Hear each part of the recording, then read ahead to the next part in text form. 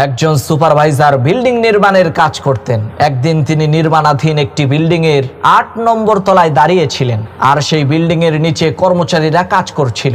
এমত অবস্থায় সেই সুপারভাইজারের একজন কর্মচারীর সাথে খুবই গুরুত্বপূর্ণ একটা কথা বলার প্রয়োজন হলো, কিন্তু সেই সুপারভাইজারের ডাক নিচের সেই কর্মচারী শুনতে পেল না। তখন সুপারভাইজার ওই কর্মচারীর দৃষ্টি আকর্ষণ করার জন্য তার পকেট থেকে 10 টাকার একটা নোট উপর থেকে ফেলে দিল। ওই 10 টাকার নোটটা যখন কর্মচারীর কাছে যেয়ে পড়লো, তখন কর্মচারী খুশি হয়ে ওই 10 টাকার নোটটা আস্তে করে পকেটে রেখে দিল, কিন্তু উপরের দিকে তাকিয়ে দেখলো না যে উপর থেকে নোটটা কে ফেলেছে। পরের বার সেই সুপারভাইজার 100 টাকার একটা নোট উপর থেকে ছুঁড়ে মারলো। আগের মতো এইবারও সেই কর্মচারী ওই 100 টাকার নোটটা উঠিয়ে পকেটে ভরলো, কিন্তু উপরের দিকে তাকালো না। তৃতীয়বার সেই সুপারভাইজার 500 টাকার একটা নোট বিল্ডিং এর 8 নম্বর তলা থেকে ফেলে দিল।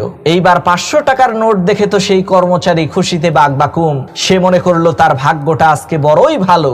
যথারীতি সে 500 টাকার নোটটাকেও পকেটে ভরলো, কিন্তু একটা বারের জন্য সে উপরের দিকে তাকিয়ে দেখলো না। শেষমেশ ওই সুপারভাইজার একটা ছোট্ট পাথরের টুকরা হাতে নিয়ে উপর থেকে তার সেই কর্মচারীর দিকে ছুঁড়ে মারলো, আর সাথে সাথে ওই পাথরটা এসে ওই কর্মচারীর কাঁধের উপরে পড়লো। এইবার সেই কর্মচারী সোজা উপরের দিকে তাকিয়ে জিজ্ঞেস করলো, কে উপরে?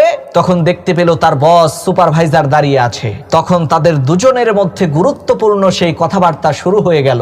প্রিয় ভাইরা আমার, ঠিক একই ভাবে আমাদের বস, আমাদের মহান আল্লাহ রাব্বুল আলামিন যখন উপর থেকে আমাদেরকে উপঢৌকন পাঠায়, অসংখ্য নিয়ামত দেয়, তখন আমরা উপরের দিকে তাকাতেই ভুলে যাই, তার নিয়ামতের শুকরিয়া আদায় করতে ভুলে যাই। যখন আল্লাহ তাআলার তরফ থেকে ছোট্ট একটা বিপদের পাথর এসে আমাদের কাঁধের উপরে পড়ে, তখন আমরা সেজদায় পড়ে বলতে থাকি, আল্লাহ, এখন তুমি ছাড়া আমার আর কোনো গতি নাই।